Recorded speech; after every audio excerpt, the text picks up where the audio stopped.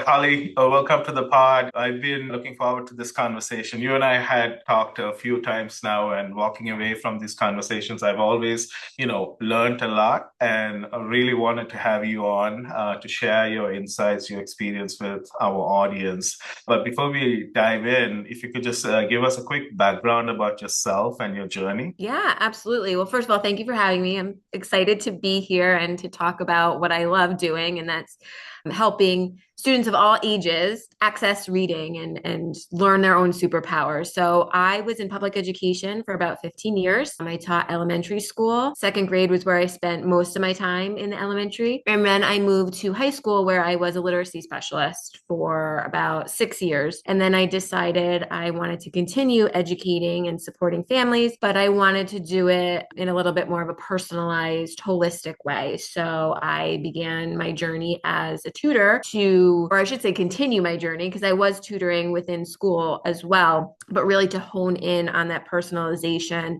And with all that's going on right now and what's coming out about the science of reading and how schools are teaching reading, I thought I could really be a good bridge and a source for parents of not only knowledge and instruction, but also offer some comfort and a listening ear, which I think is a big piece of this puzzle. So that's me. That's a good background, Holly. So in your journey, as you've kind of gone through, the school setting, now transitioning into your own tutoring, how's it been, right? And also, if you could just talk about the students, if it's an age range that you specialize in or type of teaching that you specialize in, if you could just talk about that. So the transition has been amazing. Everything has really fallen into place because I think there is such a need. So I think I felt the call to it, and there's certainly an audience and a need. I'm very lucky in that I get to work with a wide age range of students. So today I have someone who's in pre-K that I get to work with twice a week. And then I also work with students who are in elementary, middle, and high school. So my experience has really given me the tools to be able to support students of all ages, which is fascinating because I can see, my time in high school helped me to see where we need to get to and what we need to do with these younger students to help them with the building blocks.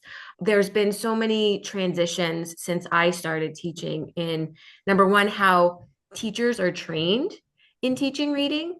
And therefore, I've noticed the gaps or the lack thereof in students over the last 15 years. So, some people get a little nervous with the phrase balanced literacy. That was how the schools that I worked in initially were teaching reading. And as I was working with these students, I thought to myself, they're not getting this explicit instruction in this code. Like we have to do more. And we would meet in our, what we call professional learning communities, and we would come up with a plan. But there was never this explicit teaching. So I kept going back and I would what we call PD myself, right? So I would do reading on my own. This was before podcasts, but now I listen to podcasts. I went back to graduate school to become a literacy specialist to learn how does this brain that we have learn this process? And once that happened for me, I was like, oh my gosh, I can bring this process to other people and kind of empower them and give them these tools.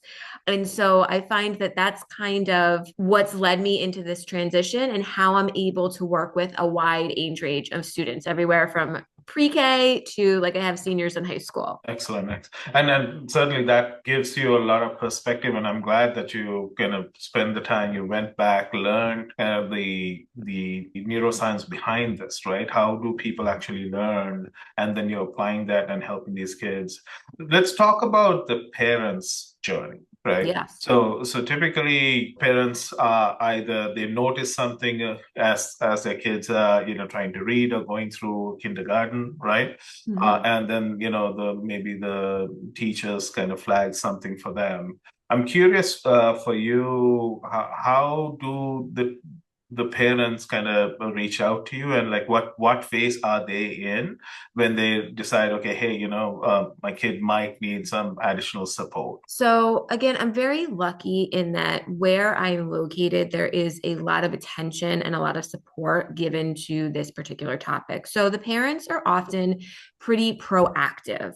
And I always tell parents, you know your child best. So sometimes parents will come to me and say, I just know something, I can tell by the way that when we read books at night, or maybe there's a family history of some neurodiversity or language-based learning disabilities. And I have some key questions that I can talk to the parents and talk them through. Some parents have been through the process. Their student has been identified. They get support in school, but they know that they need more. And so they're already well versed in the terminology and the type of instruction. A lot of times you'll get parents who are very well read and very well versed in all of this, and they know exactly what they're looking for. And they are expecting you to show up and know what you're doing. So I think for the most part, parents are very well educated and well read and know what they're looking for and know when something's going on and not right. Sometimes I've noticed too that parents just need a place to talk it through because the curriculum is very rigorous, the expectations are very high.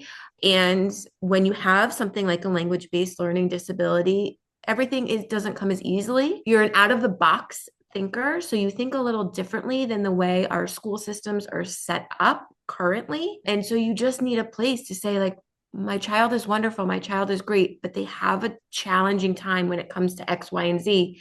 And I need to outsource this. And I think parents need to know that that's okay. They don't need to be responsible for it all. I work with parents who are teachers themselves, and they say, I need someone else to kind of bring in that other piece of instruction or support or whatever it is. And that's okay. I think it's important that the parents have a community just as much as the kids have a community to kind of work through this, because it's also, I like to explain it as, we want to see progress, but there's going to be dips, right? So I think sometimes, you get that excitement, you're happy, you're like, oh my gosh, they're getting it, we found the right program or person or materials, but there's going to be fluctuations, right? We're human. And I think that it's important to have someone on your side, hopefully a team, that can navigate you through that and be like, yeah, you know what, this is not always easy, but you're doing the right thing. Or just keep reading to your child, don't take on everything for yourself.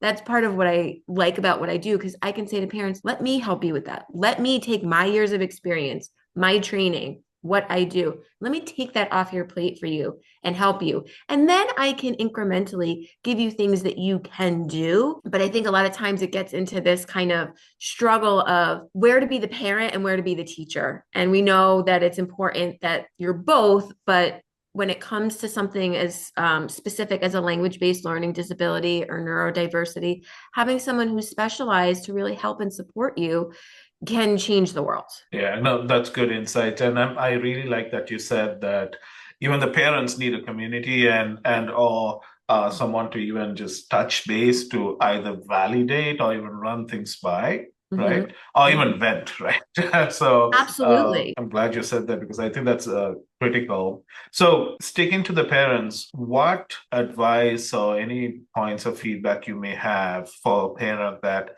knows that their child is, may need some extra support. They don't know where, what type of support they may need or how to go about like selecting a tutor, right? Any points of advice or feedback you may have on that? So the first thing I would recommend is, reaching out to the classroom teacher if your student is of school age, which I'm assuming based on our conversation, that's kind of who we're talking about. So definitely reach out to the teacher, and there should be a team in place, whether your student has been, identified as having a specific learning disability or not. There should be a team that's in place, that includes the classroom teacher and maybe the literacy specialist and other professionals at the school that can say, the parents are concerned about X. Here's what I'm seeing in the classroom. What can we do to support? So I think that's the first step. Then I would certainly ask, what is the reading instruction at school? How is the child being taught how to read? And then how are you meeting the personalized needs of each student? So we want to hear, right, that they're being taught explicitly decoding and encoding with a multisensory approach. So, to break that down a little bit, we want them to be learning phonics. We want them to be learning our alphabetic principle and the code in which we read. And if that's not happening, perhaps ask the school, why, or if they have plans to move to that sort of programming. And then if not, there's many options for tutors. There's social media. So there's Facebook groups you can certainly join. There are different websites you can look. I could recommend, I think, asking the school. There's a lot of teachers, trained professionals who are still teaching in the classroom, but then also, like to get this one-on-one practice with students because it's so very rewarding. And then you can also look to different programs or approaches. So, for example, people who have gone through like an Orton Gillingham training, there is a database for tutors where their names are kept and they can be given out to, families who are looking for that. So you have different options. I think with any of those options, you want to make personal contact with your tutor and you want to talk to them. You want to get an background on, are they well versed in the science of reading and a multisensory approach? What is their experience with teaching it and implementing it? And then how do they meet the needs of their individual students following that approach? Does that answer that question? It does. It does. So you're right, because oftentimes I've seen parents kind of go with, okay, hey, there are tutors, through different mechanisms, right? You have directories and what have you, but then often they go into a Facebook group or a referral to get some words of advice. But eventually, I'm assuming I haven't gone through this myself. It's almost like, okay, let's now go and do some pre-interviews or even do some test runs, right, to see if it's a good fit, right, for the tutor and the child and how they're progressing. So I think that what you shared was very good advice and very actionable for a parent that's early on in their journey. So now let's kind of get into your style of teaching, right? Yeah. So I'm just curious as to give us a overview as to a day in the life, right? So if someone comes to you, how do you approach teaching and what methods you use? Share those with us, yeah. Yeah, absolutely. So usually if someone reaches out, and a lot of it, at least where I am, there's a lot of word of mouth, right? So there's a lot of highly trained professionals and, like I said, a lot of resources. So I will always start with a conversation. Sometimes you'll see something or someone will reach out like, I need a tutor, what's your schedule? What's your price? Right? That's usually where it starts. But I want to back up a little bit and I want to connect, whether it's on Zoom or a phone call. And I want to learn about not only your child's challenges, but what they do well, what excites them. So I want to know kind of everything. And I want to know where you've been on your journey so far, like what's brought you to connect with me. So I usually have that conversation with the parents. And then we have a conversation about what's going on in school, feedback from the teacher. Have they, gotten support with an IEP or something like that? And then what I'll do is when I meet with the student first, we'll do some getting to know you things. I don't jump right in. I really want to build that rapport with the student. I want them to feel safe.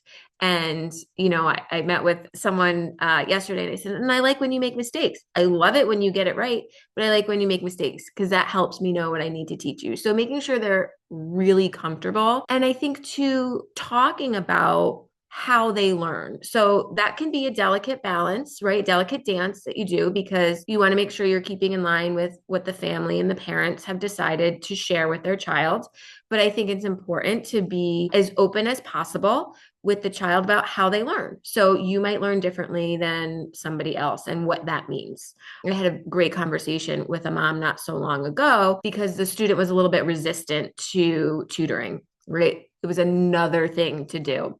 But I said, does your child know that they have dyslexia and do they know what that means for them? Both good and challenging, right? Because there's a lot of good there as well. And throughout the conversation, mom kind of realized at the end, yeah, maybe it's time that we had that conversation. So knowing and giving the student that empowered feeling, right? Like they're part of this too. This is not something that, mom and dad or your caretaker and I have just decided that we're doing to you. We're doing it for you and with you. And so then I'll do some quick assessments. I'll get, an idea of where their phonemic awareness is. I'll get an idea of their their letter identification, what letters they know. I'll get an idea of their more advanced phonics pattern recognition.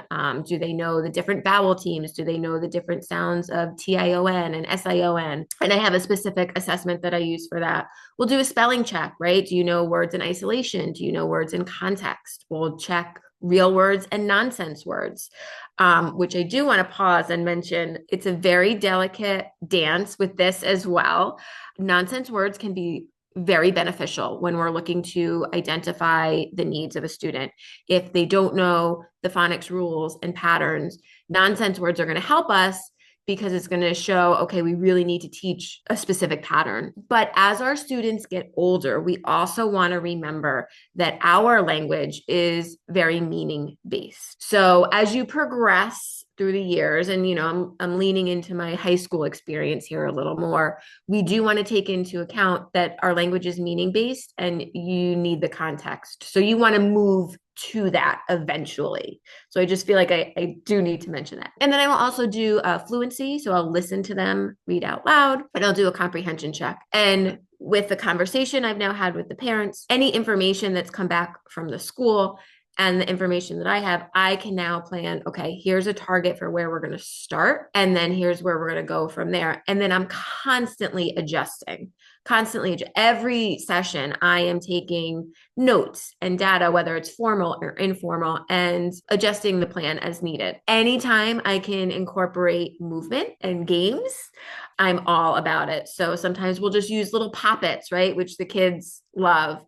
But that can now become a tool for multisensory teaching and how many sounds you hear in a word. Okay, now pop your poppet. Or let's use, sprinkles in a container to do letter formation and letter ID. So now again, we're adding in the senses and we're hitting the target of whatever that is. So that's kind of what a session looks like. We follow, we do a drill, we teach something new, we review something, we do a reverse drill using lots of manipulatives, playing games. We end a session typically with a dictation. So we're reinforcing things taught in oral practice, written practice, repeating it.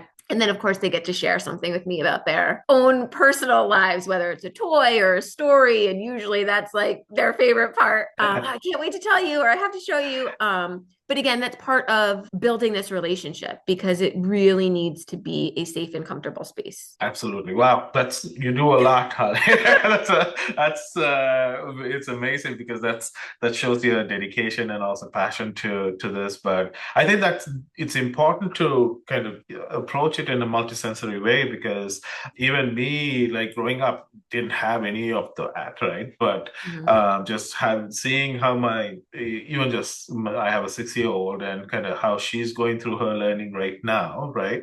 Even yesterday, in school, they played some song to spell orange, right? So she comes to me and she goes, do you know how to spell orange? I know, right? And they're purple and red. So I think having the different ways to layer on this learning is important. So do you typically, Holly, do these sessions in person, or do you also do it through Zoom or like virtually? Yeah, so I have options for both.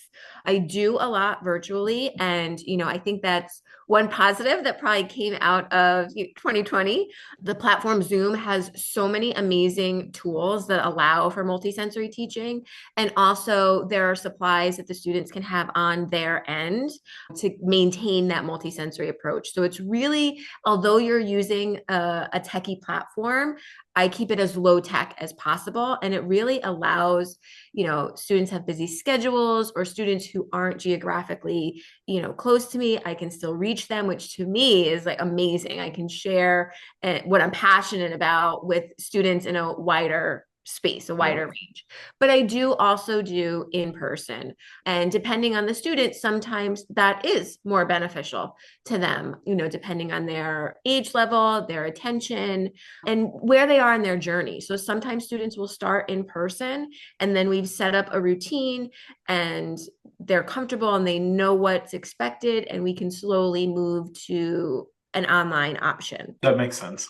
And I'm just curious, usually, I've heard a lot where folks that are dyslexic also may have like ADHD, right? Curious as to how do you keep the attention of these kids when they're on Zoom? So the first thing is we talk about it as if it's its own classroom, right? So we set it up as here you and I are on a computer. It's our Zoom classroom, and we have our guidelines and how we're going to do that. But then, like I said, any manipulatives that they have, keep them engaged. Games are a huge one, and movement. So I actually like to infuse, I am a children and teens certified yoga teacher. And so I will incorporate some of those practices in my sessions. Now, not every child wants that, but I will say 9 out of 10 of them want to do that. So sometimes we'll start our session like that. Sometimes it'll be in the middle of a session that we'll stop and we'll do a little, vinyasa flow, or, maybe it's not till the end. And again, that's something that you have to get to know the student, because when I originally went into this, I was like, that's got to be at the beginning to help them regulate. But some students couldn't bring themselves down enough from the movement to engage. So knowing when to do it, anything with rhythm. So you said, you brought your daughter up who was singing, right? Singing is rhythmic and rhythm is regulating. So incorporating things that have rhythm, whether it's a little chant or a song or part of a game, that can help students regulate, making them aware of, you know what, Miss Holly, I need to get up and I need to stretch right now.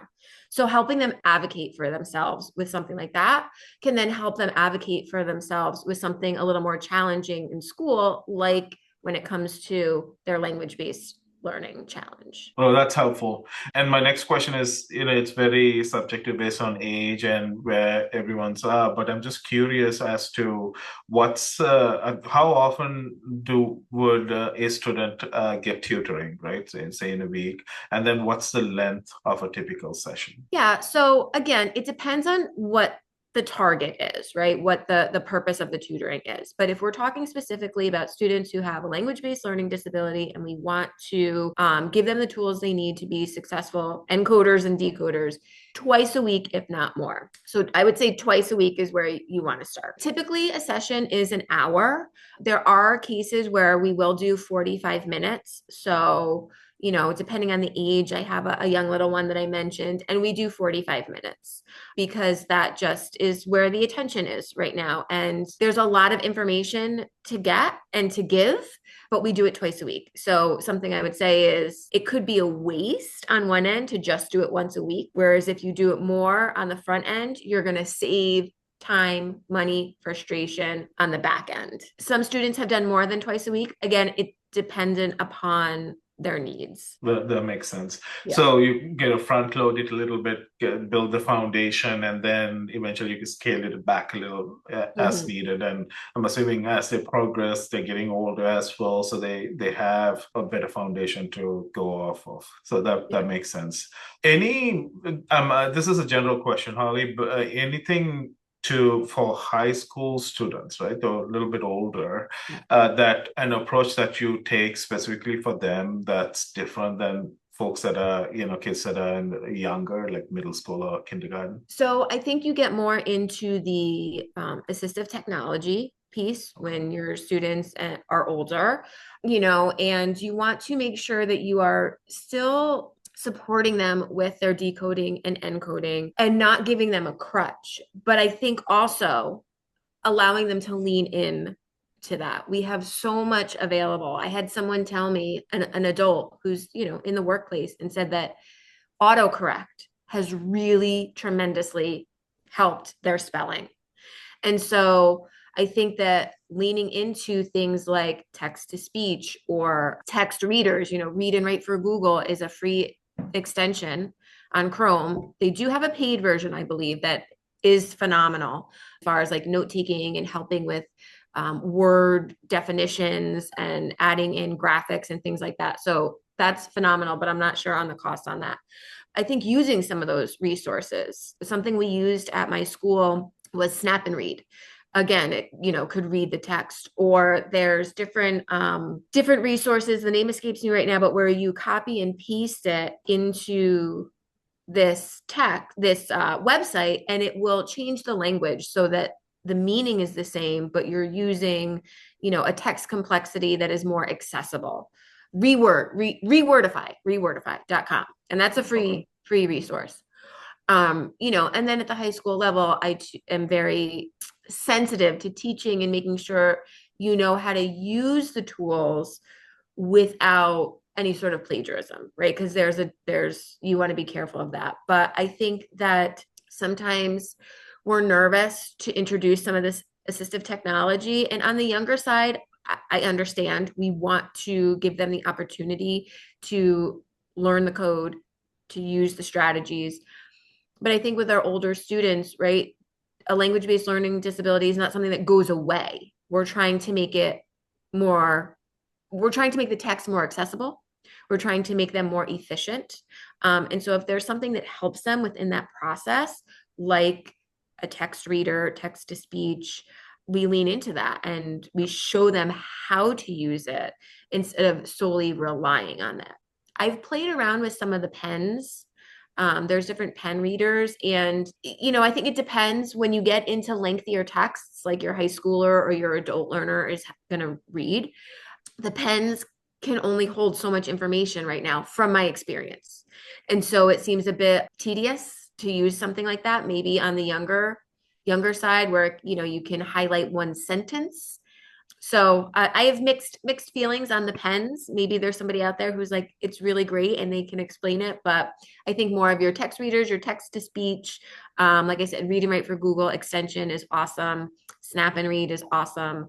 I think Cami. I mean, there's a ton out there that can be really helpful, and you find what works for you. And I think, That's true. again, at that age, giving them that responsibility of, you decide. I'm not going to tell you which one. You decide which one works best for you is really powerful. Absolutely.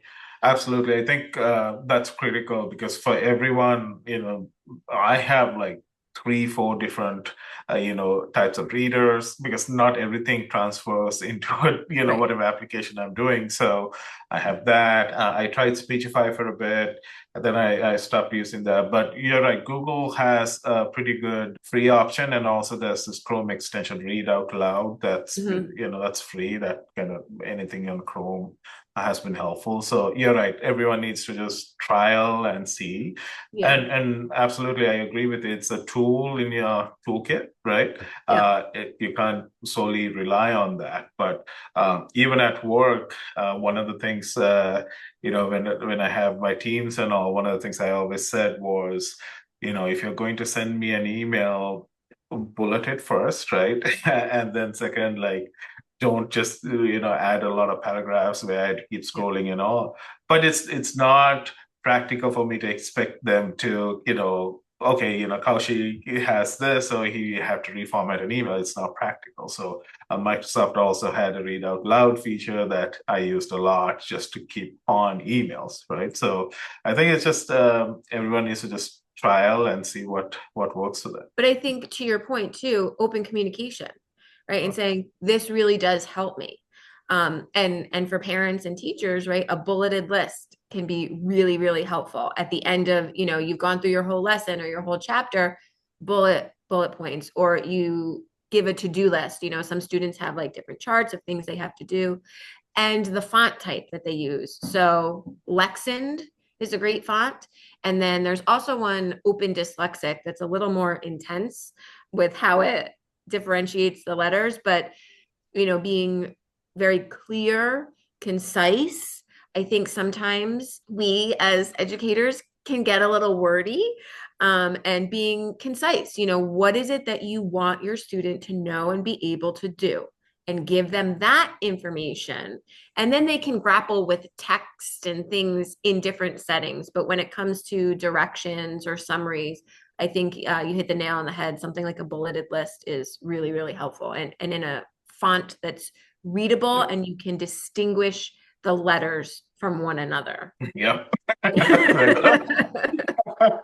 uh, Holly, speaking of that, right? So just quickly touching on kind of adults, and most of the adults, I think it's fair to say that they haven't gotten any formal assessment done, and still there's a stigma around it, right? One of the things I saw in like even in the job application, pages, right, where you have to do self-identify, and there's this whole disability section.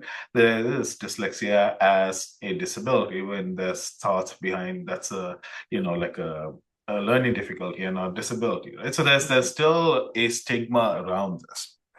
Anyway, with all that said, my question is there any tips or advice, tips, I would say, that you would have for adults that are facing, reading challenges that you could apply, from the learnings that you have and, training you have? So, one thing that I think is amazing is the more that I learn and read, is that some workplaces actually seek out our dyslexic learners because of their ability to think outside the box. And so, I think number one is lean into who you are and learn about and find a community, whether it's a Facebook group or, people around you, and learn about the things that, oh yeah, I think like that. I had several people tell me the way they can visualize something in their mind and flip the room around in their head. Like, what do you mean you can do that? That's amazing. Lean into that, right? And don't be afraid to have open communication. And that's why I say find a community, because to be able to say to your team or your coworker, listen, reading a full length text can be challenging. I'm going to put it into a text reader, or and maybe give some things that work for you. I think that takes a lot. I've spoken with some adults and worked with some adults, and it's kind of getting past a little bit of trauma that they've experienced in their education, because what we know now, we didn't know then, and how we taught wasn't necessarily what was best for the largest number of students. And we were learning and we're doing better. When you know better, you do better. So I think getting past that and knowing it is not a sign of intelligence. I think that is maybe the biggest stigma, that someone who is dyslexic or has a language-based learning disability, that is not a sign of a lack of intelligence whatsoever. Someone long, long ago decided that we were going to have written language in an alphabetic form instead of symbolic or picture, right? And so that's just one piece of who you are. Yes, it is a big part of our society, and we want you to be able to communicate effectively.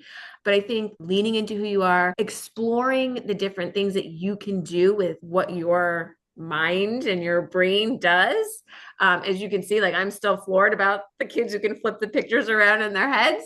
Use your assistive technology as needed. Don't look at it as, you're trying to make something less challenging. You are accessing, you're using your tools, you're advocating for yourself. Have open conversations and have a community. Find a community. There's a Good lot advice. out there. And Yeah. I think there will continue to be a lot of podcasts for people who are both teaching, but also who are, dyslexic themselves. And that's the goal. One of the things we are trying to achieve here as well is provide practical insights, and we're continuing to interview folks on all walks of life, because Mhm. I think everyone has a different way to coping through this, right? Yep. And different age groups, right? And demographics. So it's like, okay, someone who's a little bit older had a different experience, and they're still using assistive devices, but like their experience coming through high school and college and even before was Mhm. completely different than someone a little bit younger, right? So they were trying to spotlight that in this podcast and on our platform. But a good advice, and I'll give you a quick story here.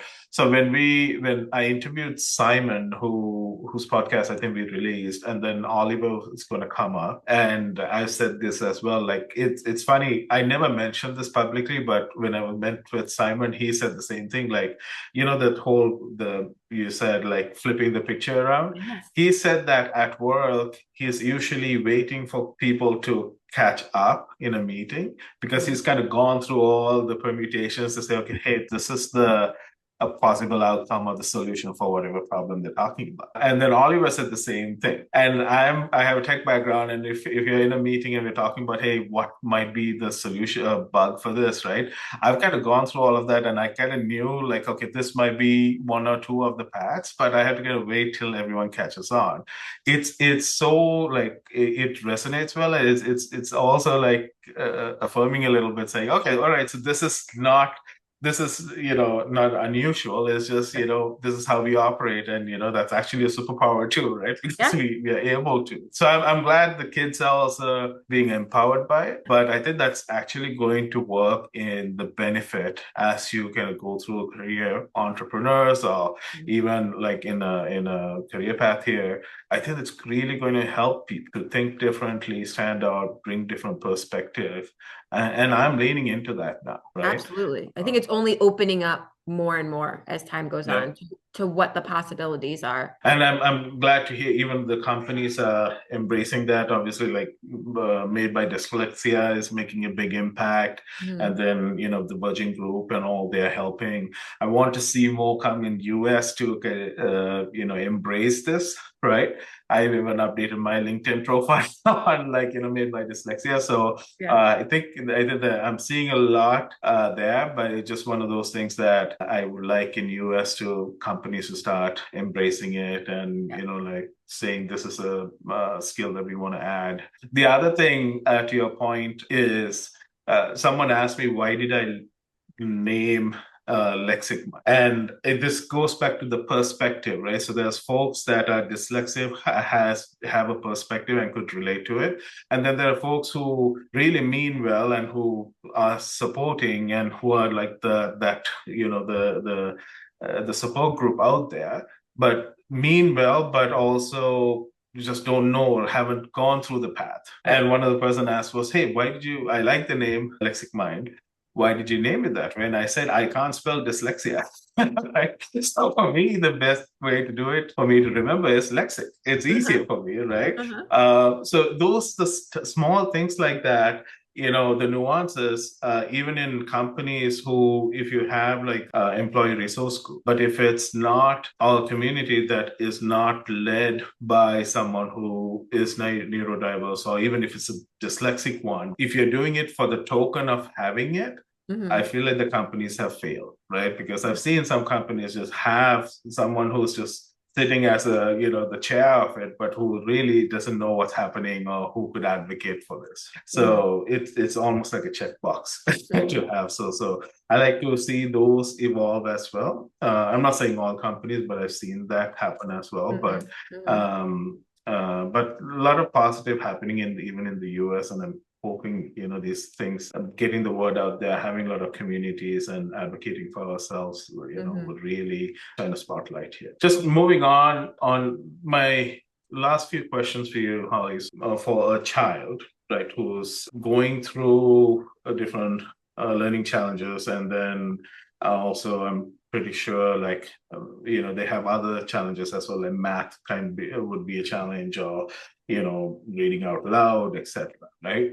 How do you go about building confidence in them to embrace what they have, right, Hmm. and own it, while at the same time, like the world is definitely, operating differently, right? Yeah. So how do you any tips or any thoughts on how to go about that? I mean, I always start with the place of, empathy and that understanding of, obviously I can't experience what you're experiencing, but I do know that it's hard and you are allowed to feel whatever this feeling is right now. So, maybe in my little ones, it's a little bit of a temper tantrum, right? Maybe in my older ones, it's a bit of shutdown and work avoidance. Be like, hey, I get it. You are validated. But what is the ultimate goal here? So, for example, in high school, right, you get a lot of why do we have to learn this? Why do I have to take this class? Why do I have to do that? And we talk about having choices, right? We want to, at the end of the day, give you the tools you need to have choices.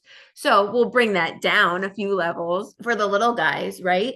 But again, giving them the space to have those feelings, to have those frustrations, to share with them the things that they are good at, and having a balanced celebration is what I call it sometimes. So when they do something well, right, or they finally, yes, you recognized the B and it wasn't a D, for example, but not to make it so over the top, because when you do mistake it again, right, we don't want that drop in confidence. So kind of having that balanced, celebration, and also, yeah, I have empathy for you and I'm sorry and it's hard. And what is your goal, right? Getting them invested. What do you want to get out of this? Because I want you to have choices, right? I want you, when you're walking across the stage at graduation, to have choices and not be forced into one thing or the other because you didn't want to do whatever activity or whatever lesson. So that's kind of how I approach it. And each student is different, right? I kind of lean into who each student is and whatever the family has set up. So maybe they have certain language that they use or a certain, behavior system, and I lean into that as well to keep up with the consistency, and that's helpful. That's really good advice and insights. Right before wrapping up, Holly, I know not everyone has the means and ability to have a tutor or even have access to a tutor. So I'm curious if you had any resources or recommendation as to resources or toolings that they could have go to get some level of support as Yeah. they are, navigating it. Yeah. So I think, on the very early end of things, I think any sort of conversations you can have, and the car is always a great time to have conversations because everybody's contained. But, hearing different words and just saying things like, what does that sound? What sound does that word start with? Right? What do you hear at the end of that word? So even just embedding some of those types of conversations in your everyday conversation. Don't stop reading out loud to your children. They do not always have to do the reading, no matter how old they are. Continue to read to them. Directionality of text, maybe you follow along with your finger, allow them to see the text as you're reading. If you're in the beginning and you're introducing letters, whether you have letter magnets or you print out on the computer letters and cut them out, start with your lowercase letters because we see those more frequently in our text, and letter sounds. So those are the big ones to start with: letter names and letter sounds. Really, I should say letter sounds and then letter names, and then move to your uppercase letters. So maybe you do a little matching, right? Here's a lowercase a, here's an uppercase a. That you can even write on a piece of paper, right? Markers, crayons, get them involved, things like that. I think continue to talk to the teachers about what they're noticing and what recommendations they might have. There are some great podcasts out there, along with this one, of course, but one that focuses specifically on, yeah, okay. So Melissa and Lori Love Literacy is just one of many. There's many podcasts, but that's one that I find myself going to often. And they are both educators and they bring many people on specific to, dyslexia. And then Teachers Pay Teachers is a great resource, and some of they have a wide range, but their price point is very good. So you could find something like a letter board, right, for a couple dollars to print out, and then you can use that. So I think those are some good places to start. And also, using things like audiobooks, right? If you're noticing, okay, my child is coming home, they have to do their 20 minutes of reading and it's a struggle. If you are not able to read it to them schedule wise or whatever, use an audiobook. Take that out and then continue your process of figuring out what you're gonna do. That's perfect. No, this is really good. And Teachers Pay Teachers is really good. We've used that even for my daughter's at home and needed something to do, right? So Yeah. we've used that. And good tips on, the lowercase and uppercase, because I've seen my daughter kind of just struggling on those as well. So I think good tips to go through that. Make it a For game. yeah, exactly. Make it a game. Yep. Run to the lowercase a.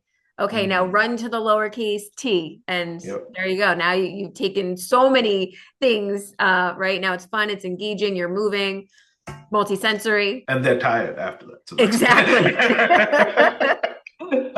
For parents, is there any type of resources that you would recommend, either learning more about learning disability or difficulties, or even on dyslexia specifically? So the Shawitzes out of Yale, they've done amazing studies. Their book, I believe it's Overcoming Dyslexia, was one that I really, really loved. I think it really outlines everything both for parents and educators. There's a lot of books and resources out there right now. I just started one by Ben Foss, who I believe also has a podcast. He himself is also dyslexic. I haven't made my way through much of it, so I can't totally speak to it, but I think that's another good resource. But I would say that the Overcoming Dyslexia by the Shawitzes out of Yale. Perfect. Thank you for sharing those. Holly, before we wrap up, do you have any other parting words, thoughts, advice for our audience? Well, again, just thank you. And I appreciate what you're doing. I think, we've talked many times about having a community, and I think you're giving people a community here. Open communication, sometimes that's the first step, being willing to talk about the challenge, whether it's yourself or your child, kind of going from there and knowing that it's not a sign of lack of intelligence at all. I cannot flip a room around in my head. So, and I love what I do. And there's a lot of people out there that love what they do and that are passionate about it and that want to help. And so knowing that, I think, can be comforting as well. Thank you, Holly, and thank you for being an advocate. Thank you for being, for your passion and supporting the community here. So tell us, where could people find you if they want to connect with you or learn more about your services? Yeah, absolutely. So I'm on Instagram. It's Holly Hefferan Tutoring. And then I have a website, which is hollyhefferan.com. I'm trying to keep it simple. Mhm. And you can communicate with me on there. My email is hollyhefferan or hollis.hefferan@gmail.com, but you can also do info@hollyhefferan.com if you want to reach out. And I'd be happy, to have a conversation with anybody or just listen to you vent, whatever it is that you need at this time. Excellent. And I could confirm she's been very helpful when I talked to her too. So please do reach out and we'll add those in our show notes and all, Holly. Awesome. So folks could reach out. And I would really encourage parents and anyone who has any questions to reach out to you because you've been an excellent resource and very helpful. I like your energy and what you bring forward, Holly. So again, thank you for being on Thank you. and really appreciate it. Thank you so much.